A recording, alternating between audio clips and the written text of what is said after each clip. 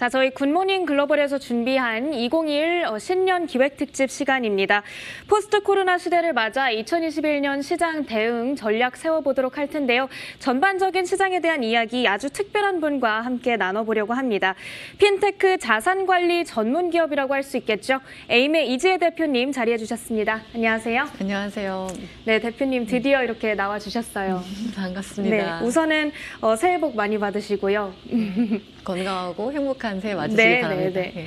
자, 본격적으로 이제 시장 이야기를 하기에 앞서서 아마 주식 투자를 하시는 분들이라면 에임에 대해서는 한 번쯤 들어보셨을 것 같아요. 그런데 모르는 분들도 있을 수 있으니까 에임에 대해서 소개부터 해주시죠.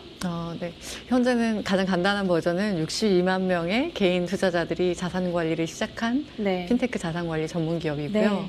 그냥 앱이라고 생각하시면 되고 나를 대신해서 자산 관리해주는 로보 어드바이저가 있는 곳. 네, 알겠습니다. 사실 저는 개인적으로 대표님의 팬이거든요. 근데 이 에임의 광고를 보고 팬이 됐습니다. 굉장히 약간 아메리칸 스타일로 맥주 한잔 하시면서 이 스타벅스 소비만 하지 말고 소유를 해라 이렇게 말씀하시는 모습이 주식 투자에 대해서 어렵게 생각했던 분들도 조금 쉽게 할 수 있게끔 접근할 수 있게끔 계기를 마련해 주신 것 같습니다. 자, 그래서 오늘 제가 이렇게 좀 사심 가득한 방송을 하게 될 것 같은데 시간이 아까우니까 본격적인 질문 들어가 보겠습니다. 우선은 2020년은 코로나19 여파로 변동성이 굉장히 큰 한 해였죠. 2월, 3월 달에는 굉장히 큰 폭으로 폭락을 했다가 결국에는 반등하는 마무리를 지었습니다. 그런데 오늘은 첫날부터 또 이렇게 약세장이 펼쳐지고 있는데 개인 투자자들에게는 어떤 의미를 가진 한 해였을까요? 특히 투자 초심자들이 많으시잖아요. 그래서 꼭 알려드리고 싶은 게 한 해 한 해 경기의 엄청난 침체기와 그리고 다시 빠른 회복이 이어지는 경험은 굉장히 특수한 경험이에요. 그래서 어떻게 보면 10년 동안 겪을 일 중에 한 5년짜리 일을 1년 만에 다 겪었다고 보시면 돼요. 즉 금융시장에 대한 이해를 기초 체력을 단단히 할 수 있는 한 해이고 동시에 일반화의 오류에 빠지면 안 되는 침체기가 오면 보통 2년에서 3년 정도의 회복기를 거치는데 굉장히 많은 유동성의 공급이 일어나면서 회복이 가속화됐거든요. 이 차이를 인지하고 시장 사이클을 보시는 게 중요할 것 같아요. 네, 알겠습니다. 자, 위험 관리의 중요성도 강조를 좀 해주신 것 같고요. 작년 한 해 동안에는 개인 투자자들의 주식 열풍이 불었잖아요. 우리나라에서는 동학개미라고 불리는 집단이 있고 미국에서는 로빈후드가 있고 또 중국에서는 상응하는 개념으로 부추가 있잖아요. 그래서 이런 이 개인 투자자들의 주식 열풍을 대표님께서는 어떻게 체감을 하셨나요? 크게 두 가지 있는 것 같은데요. 일단 투자자의 저변이 굉장히 확대됐어요. 처음 에임을 시작했던 2015년, 16년 무렵에는 20대 이하 투자자 비율이 15% 정도밖에 안 됐거든요. 상식적이잖아요. 근데 이 비율이 25%, 30%까지 올라온 상태고요. 그리고 여성 투자자의 비율도 많이 늘어났습니다. 한 가지 더 있다면 간접적인 투자를 하던 분들이 이제 직접 투자에 나서기 시작했다. 그래서 미국 주식도 많이 사시고 다양한 개인 투자자들의 모습을 보게 됩니다. 이 특별히 여성 투자자들이 늘어났다고 말씀을 해주셨는데 그 이유는 어떻게 될까요? 제 생각엔 자산을 증식한다는 관점이 예적금과 부동산으로 양쪽으로 나뉘어졌던 게 중위 수준의 위험과 그러니까 밸런스된 포트폴리오를 가지고 내가 찾던 맞춤형 자산 관리 대안들이 생겼다는 걸 알게 되신 것 같아요. 그래서 극단적인 투자 말고 나에게 맞는 투자 방법들이 이제 생긴 거죠. 알겠습니다. 자, 그러면 2008년 얘기를 좀 해보고 싶어요. 2008년 글로벌 금융위기 당시 상황을 직접 겪으셨던 걸로 알고 있습니다. 제가 알아보니까 그때 당시에 미국의 대표적인 헤지펀드죠. 아카디안 그룹에서 계셨던 걸로 알고 있는데 일단은 그때 분위기가 어땠었나요? 이거 말씀드리면 재미없어 하실 수도 있어요. 너무나 이 유태인 할아버지들은 이런 일을 많이 겪었기 때문에 한 5번째 겪는 거예요. 그래서 business as usual. 그래서 문제는 이들의 겸손함과 또 그 안정감 있는 의식이 두 가지가 공존하는데 저희가 했던 일은 우리가 혹시 시장에서 놓친 부분이 있을까 확인하는 점. 그래서 모델은 그대로 돌아요. 저희는 알고리즘 기반의 투자를 하니까. 근데 두 가지가 바뀌었었어요. 짧게 말씀드리면 유동성 위기였기 때문에 당시에는 지금 유동성이 너무나 커져 있지만 유동성 위기에 대응하는 방식으로 모델에서 유동성 관련된 팩터들을 전부 다 중성화시켰어요. 네. 시장의 볼륨 데이터가 모두 틀렸다. 그리고 또 하나는 카운터파티 리스크라는 게 생긴 거예요. 증권사가 다 없어지니까. 네. 리먼 브로더스 없어지고 베어스턴스 없어지고. 네. 그래서 트레이딩 볼륨을 현격히 줄였어요. 아. 이 외에 기업에 대한 평가라든지 매크로 사이클에 대한 판단은 그대로 가져왔습니다. 네, 네. 그렇다면 그때 2008년 당시 금융위기와 작년에 우리가 겪었던 코로나19로 인했던 이 팬데믹 사태 비교를 해보자면 어떤가요? 역사가 반복되지만 다른 형태로 반복되잖아요. 네. 자본주의 시장을 관장하는 연준을 비롯한 중앙정부들은 자본시장 활용법을 계속 진화시켜 나가고 있어요. 그래서 유동성을 대량 공급했을 때 회복됐던 즐거운 경험을 했던 것이 이제 전이돼서 범세계적으로 많이 실험을 하기 시작한 거죠. 네. 그래서 이 유동성 공급으로 인한 회복이 더 빨라졌다. 금융위기 때는 한 1년을 두고 6개월에서 1년을 두고 이뤄졌던 일이 지금은 6개월 이내로 끝나버렸잖아요. 그렇죠. 그리고 누군가는 다음 위기를 두려워하겠지만 네. 자본시장 활용법이 진화되고 있기 때문에 또 우리는 인류의 미래를 한번 믿어보는 게 좋지 않을까? 네, 균형적인 포트폴리오를 지키면서요. 네, 네, 네, 알겠습니다. 자, 균형적인 포트폴리오를 지키는 것을 강조를 해주셨습니다. 지금 미국에 대한 얘기를 좀 하고 싶습니다. 이 바이든 당선자가 이제 대통령으로 취임을 하게 되면은 뭐 여러 가지 경제 정책 핵심 키워드들이 있어요. 부양책, 친환경, 증세, 그리고 반독점 규제 이런 키워드들이 있는데 이런 것들이 시장에 미칠 영향에 대해서는 어떻게 보고 계신가요? 중요한 이런 그 리짐 시프트가 일어났을 때 방금 던져주신 키워드를 보면 양측 면이 골고루 들어가 있는 거 보이시죠?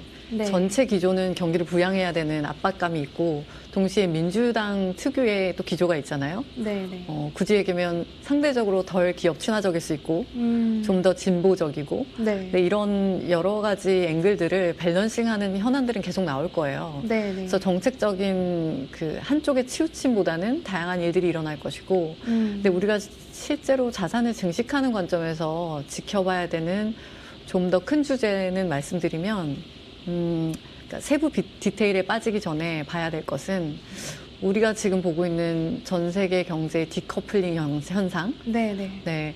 강대국 두 국가가 열심히 싸웠잖아요. 네. 그리고 극단적인 이기주의에서 서로 피해를 입었거든요. 네. 그럼 이들은 앞으로 세계 경제의 공존을 어떻게 이뤄갈 것인가? 예. 그래서 이런 극단적인 자국 중심주의가 해소된다면 너무나 좋은 뉴스이고요. 네, 네. 또 하나는 아까 말씀드린 양적 완화의 말로는 무엇인가? 모두가 두려워하는 그 끝에 절벽이 기다리고 있을까? 아직 안 해봤죠. 10년의 실험을 했고 20년째 실험을 또 시작하는 건데 네, 네. 그래서 계속 말씀드리는 거예요. 균형 있는 포트폴리오가 필요하다고. 네, 네. 네, 네. 또 한 번 이 균형 있는 포트폴리오를 강조해 주셨습니다. 자, 그렇다면 이제 나라를 조금 바꿔서 얘기를 해보겠습니다. 중국의 경우에는 현재 알리바바를 중심으로 한 이 반독점법 규제, 이 IT 기업들에 대한 제재가 굉장히 심해서 우려를 키우고 있습니다. 그러면서 알리바바 주가가 계속해서 조금 하락세를 나타내기도 했었는데 이런 상황이 계속해서 지속이 된다면 우리 투자자들이 중국 시장에 대해서는 어떻게 접근을 해야 될까요? 그 중국이라는 시장에 대해서 되게 매력을 느끼실 거예요. 네. 근데 저는 조금 더 큰 틀에서 보시라고 말씀드리는데 단기적으로 봤을 때 신흥시장은 보다 우수한 기대 수익을 줄 수 있는 환경이에요. 네. 그래서 전반적인 포트폴리오에서 신흥시장에 대한 배분을 높이 늘리는 것은 적절한데요. 근데 중국만이 신흥시장의 전부는 아니니까 대표 주자이긴 하지만 네. 그래서 한국이나 중국에 대한 비중을 가져가는 것은 옳지만 네. 특정 국가에 집중된 투자는 언제나 말씀드린 위험이 도사리니 포트폴리오 전체의 이런 위험 요소들을 좀 더 중성화하는 전략은 항상 유효합니다. 네, 네. 그렇다면 제가 좀 궁금한 질문 하나 드릴게요. 지금 중국에 들어가야 될까요? 기본적으로 저는 사실 히스토리컬 데이터를 본다는 측면에서 퀀트적인 본질을 가지고 있거든요. 제 투자 네. 철학에는.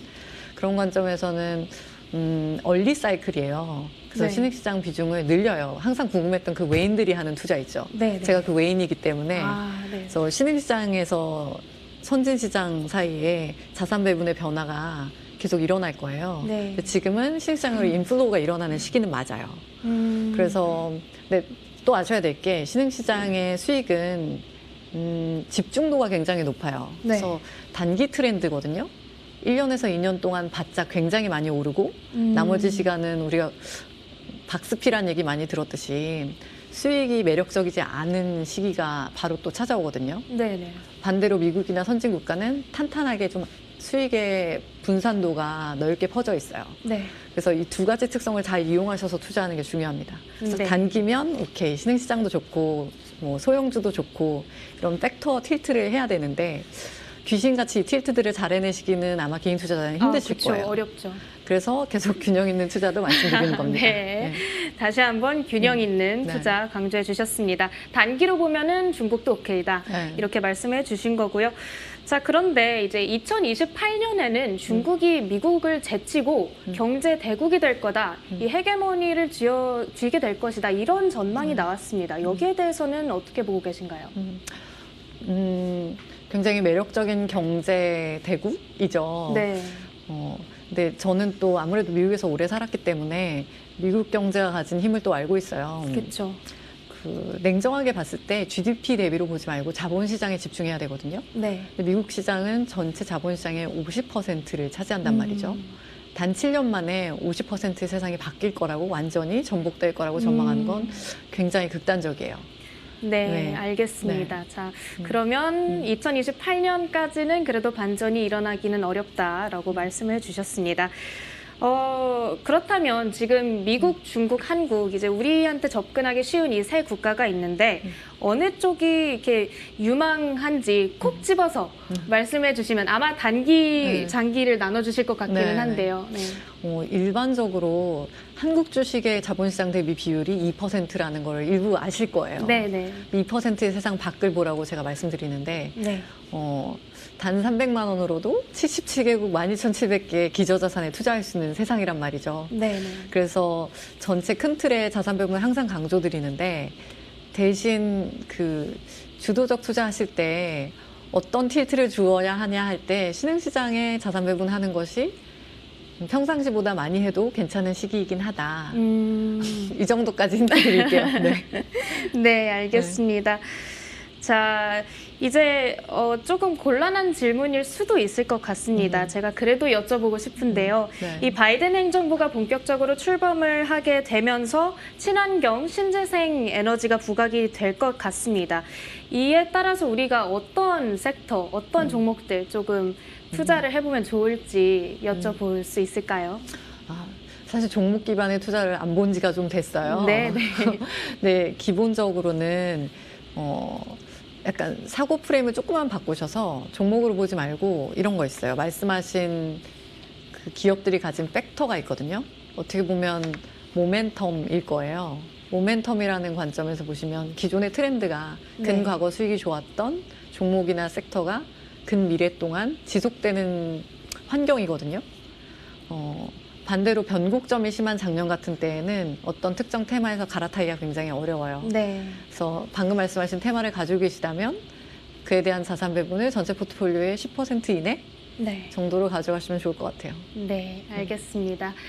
자, 이제 마지막 질문을 드려야 될 것 같습니다. 이제 뭐 2020년 마지막 분기 그리고 올해 첫 분기 이렇게 고려를 해봤을 때 우리 투자자들한테 투자 전략 조언 한 가지만 해주신다면 좀 굉장히 단순하게 말씀드려요. 네, 대다수 투자자가 제가 정말 많은 사용자들을 만나다 보니까 네. 자금에 주어진 시간을 기준으로 전략을 짜면 되거든요. 그래서 1년 미만의 투자를 하는 분들은 정말 귀신같이 1년 투자 수익의 1년 투자 수익이 3일 만에 결정되거든요. 네. 절반이. 투자 수익의 절반이 결정된 그 3일을 귀신같이 촉집게처럼 네. 테마 투자를 하셔야 되고요. 3년 이상의 긴 호흡으로 자산 증식을 하신다면 제가 말씀드린 글로벌 자산 배분을 충분히 하시면 편하게 돈을 버실 수 있어요. 네. 시간이 많은 사람이 이기게 되어 있습니다. 네. 시장에는. 알겠습니다. 네. 자, 이제 마지막 이렇게 조언까지 한번 들어봤습니다. 자, 오늘 대표님께서 해주신 말씀 토대로 저희 2021년 전략 잘 한번 세워보도록 하겠습니다. 저희 굿모닝 글로벌에서 준비한 2021 신년 특집 여기서 마무리 짓겠습니다. 오늘 말씀 고맙습니다. 감사합니다.